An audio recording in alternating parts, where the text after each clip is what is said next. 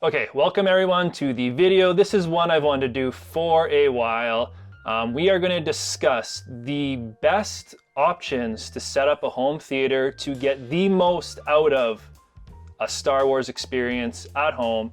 And just for, simplicity's sake, we'll mention some things that are on Amazon because that's most widely available to a lot of people. But I think it's very important for us as well. If you can get it locally, shop local first. Always. And then if you can't, or Amazon has a better deal, do what you must.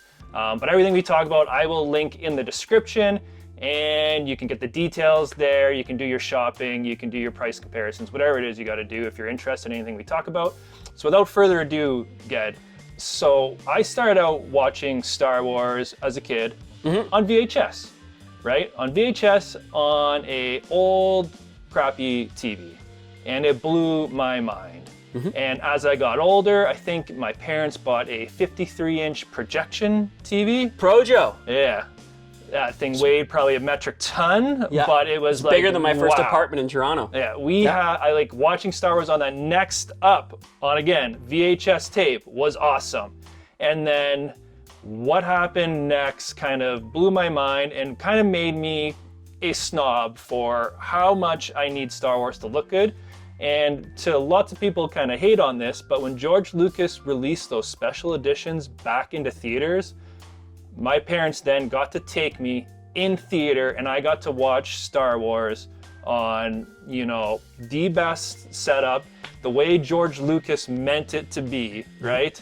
And it was from then on, I've had an appreciation, even if it's not Star Wars, if it's something that's meant to be seen in the most quality setup, I do it. And a good example is Game of Thrones. Let's use that for example.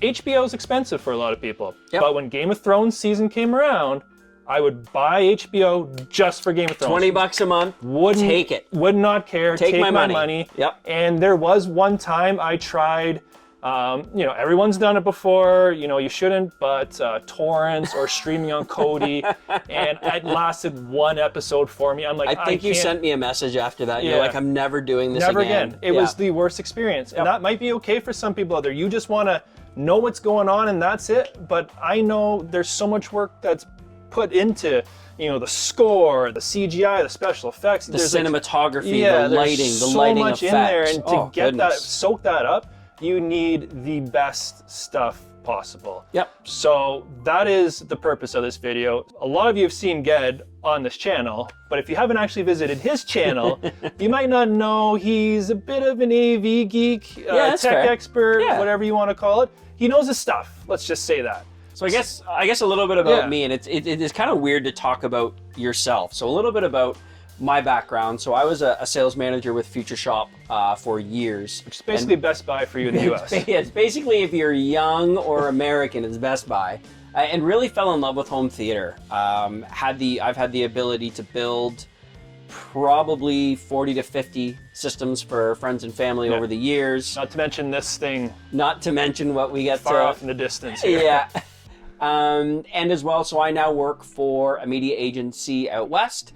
And I also, and part of that is I get to contribute to a company which is part of that umbrella called Get Connected. So I get to do some tech writing. So my home theater knowledge, as you could say, is very organic, but it's very, very filled with passion. So being able to come on and for once be the expert in something was wonderful, because typically when we talk about Star Wars stuff, like your knowledge is way more than mine. So I'm excited to bring to you guys some of the knowledge that I've acquired so that as we're diving into this topic, I can provide some great info. And after this, if you guys have any questions at all, if you want to head over to Fabulous Flix YouTube page, there should be an email there that you can contact me on. I'm happy to answer any questions. I typically get back to people within a couple hours. So awesome. I love talking audio. So I gave Ged a budget of $3,000. $3,000 after tax. After tax. And I feel like that's, and again, is this Canadian? Or Canadian. US? Canadian. So if you're in the US, like $2,500, $2,400, even cheaper. Yeah. So I figured that's a good price. You're not going balls to the wall expensive, but it should be accessible to most people to at least upgrade or think about their current setup. Fair. Okay. All right, so I guess without further ado, so Tyler gave me a budget of $3,000, and I guess the idea being that you want to experience Star Wars the best way you possibly can. Yes. So the first piece is the television portion of it, and before I talk about which specific TV, when you're budgeting out your home theater, you don't want to spend any more than 30 to 40% of your total budget on video. I was going to ask you, like, where do you make the sacrifices in video, where you go always. all in? Yeah. There's nothing emotional about video. Yeah. If you look back to why you love going to the theater, the fact that it's on a massive screen is really exciting for your brain for about 3 minutes. Yeah. And then after that, the real emotion is in audio. So if you're going to spend, like, for example, $3,000, you know, the budget for the video portion of this is no more than $1,000 after tax. Okay. Because again, you're going to feel a movie a lot long after you're going to enjoy looking at one. Yep. And if you think about it, it makes a ton of sense. So for the TV, I chose the new TCL 5 series QLED 65-inch. It sells for $779 on Amazon. Again, these links will be below. I'm going to caveat again, if you can buy locally, always, always, always buy locally. And why I chose this is because it was a QLED. The color tones are very accurate. Black levels are great. I really wanted to make the move to the 6 series, which is their mini LED QLED. And there are more zones of lighting in that, which is really, really good for edge to edge if you want to go bigger. But the reason why I think it's very important for the Star Wars franchise, because that's what we're talking about, especially in the sequel specifically into the sequel movies, there's a lot of dark scenes. Yep. So black levels are something that are super important. Before we sat down, Tyler asked me if I was going to go TV or projector. I went TV. However, my quick caveat, which I didn't write down, I'll get Tyler to put the link down. The Epson 2250 as a 1080p projector, or the Epson 3800, sorry, I'm going by memory here, is their budget 4K projector. Yeah. The 2250 you can get on sale for $999, so we're a little over budget, or we will be. And the 4K is $1999, 3 LCD technology. Epson absolutely smashes it in the world of color. No, I don't have one. I was just looking to see what yours I've run Epson all the way up until this one, different conversation. So that would be my caveat. But for this 65-inch TCL 5 Series QLED, $779. Great black levels. It has eARC, so all of your audio formats, whether you're streaming or being a real man and using physical media, which is a different conversation, it's going to sound great. Can I ask you one quick question? Sure. Has TV technology gotten to a point where, say you were looking on the market and there was one that was a year or 2 years old, are the increments that much of a difference that people are going to find? You know what I mean? Is like, if you're going to run a home theater receiver, no. Yeah. TV's at a stagnant spot. You can find a TV a couple years older. Yeah. Now again, the thing is you need to be running a home theater receiver for this reason. Yeah. Because there's really one technology that's important right now, and that's something called eARC. So you'll notice if you're shopping for TVs, one of the HDMI inputs says eARC. What that allows you to do is if you're only able to run a soundbar, you can plug it into the soundbar and it will give you the latest audio technologies. So your uncompressed, your Dolby Trues, your DTS Masters, depending on the soundbar, like if you get a Sonos Arc or the new Vizio Elevate, which by the way is wicked value. You can get into DTS:X, you can get into height-enabled Dolby Atmos, so it has speakers that are firing up and will do that. However, if you're running a receiver, an actual separates, which is what we're going to talk about, you can find a TV that's literally 3-4 years old. Find the biggest TV you can find that'll fit in your space. Find one that you like the black levels of. Like, we're getting to the point with black levels and contrast ratios that the human eye really is never going to be able to see it. Like, it's physically impossible. That's why I didn't pick the 6 series. I mean, yeah, it's technically better, but... That was actually going to be one of my questions, is like, how much can the human actually, like, if someone's not like a huge snob about this stuff, will they actually be able to really tell the difference on some of these? My suggestion is you spend less money on the TV, you buy it locally, and then you have someone come and calibrate the television. There's some incredible technologies out there where a place like we live in Guelph, Ontario, there's a place called Powerline, and they'll come and they'll calibrate your television. It is unbelievable what they can do. So that would be my suggestion. Okay, cool. Yeah. And now to the fun stuff.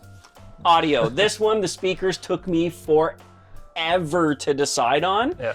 And it's funny because what I picked isn't necessarily my favorite speaker. But this was, For the how do budget, I enjoy Star Wars to the best of its ability? So I picked the Klipsch 5.1 Black Reference Home Theater. It is a small satellite 5.1 Klipsch system. So it has your center, your fronts, and your rears, and a sub. And the cool thing about Klipsch is they've used the same, it's called horn technology for their tweeters for literally the last 20, 25 years. It's very efficient. You need very little power to run it, which is a huge additive if you're just gonna run a receiver and you're not worried about like separate amps and craziness. And it's expandable. So one day if you decide you move, you wanna get bigger speakers for the front, you wanna get a bigger center speaker, you can still use the other towers and they will what's called timbre match, meaning that your voice will sound the same in all the speakers. And that is a wonderful spot to be in. And that unit is $899. Okay. And then last but not least, the receiver. I picked the Denon AVR S960. I've owned Denon in the past, so yeah. I like run the a gold Denon standard, now. right? Yeah, I ran Yamaha for many years. Felt like a bit of a sellout when I went to Denon. But their sound processing modes, their ability to take a non-pure signal and make it sound good is the best I've ever seen in terms of their technology. The other thing I love about Denon is their Odyssey system. It's called Multi-EX. Yeah. Your room calibration stuff, Denon does it extremely well. Nothing's perfect, always check your crossovers, but they do it really well. I picked the 960 because it's a 7.2 system. I realized that I only picked a 5.1 speaker system, but you always want to give the ability to expand. Yeah. So right now you're at 5.1, you go out and you buy this stuff and Kelsey doesn't kick you out of the house. One day you're like, oh, I want to add those bigger speakers. You don't have to go out and buy another receiver. The receiver's already ready to do it. And that unit was $950. So you have a total spend of about $2,600 Canadian. And if you go the projector route with the Epson 2250, you're going to add about $250 to that. So you're going to be just over that $3,000. If you do decide to go the projector route, you have a wall to do it, sand the absolute piss out of the wall, get a good white primer, put about 4 coats of white primer on it, the whitest primer you can find, and then find like a matte gray. It doesn't have to be perfect, but find a matte gray paint. You can get it at Home Depot, whatever it is, and do about 4 or 5 layers. And what that will do is that will help the amount of light going in not bounce off like crazy. Yeah. Cool. All right, that's about as much as I can sum it up. So TCL 5 Series, great value, 65-inch, you can't beat it, great black levels. Epson 2250 if you want to go projector. Klipsch 5.1 reference, very expandable, very, very, very efficient. You can basically drive a Klipsch speaker with an old tape deck. Like, they're so efficient. And the Denon AVR S960, do not cheap out on your receiver. It's the brains behind your operation. It is where you spend your money for a total spend of just under $3,000. All right, sounds good. So that should set you up if you literally have nothing for $3,000. Yeah. If you already got a TV, you're laughing because you're either saving money or you're even maybe upgrading to the next level for audio. 100%. And again, if you have any questions, jump over to Fabulous Flix. Let me know you saw this video. Happy to answer any questions you have. All right. And shop locally. Or an Amazon. Or an Amazon through the affiliate link for my boy, the Rogue Leader here. Okay, thanks for doing this, Ged. I hope you all enjoyed this video, thought it was informative. If you got any questions, reach out to Ged on Fabulous Flix or hit up the comments. And we'll see you actually in part 2 of this series coming up. All right. Bye-bye.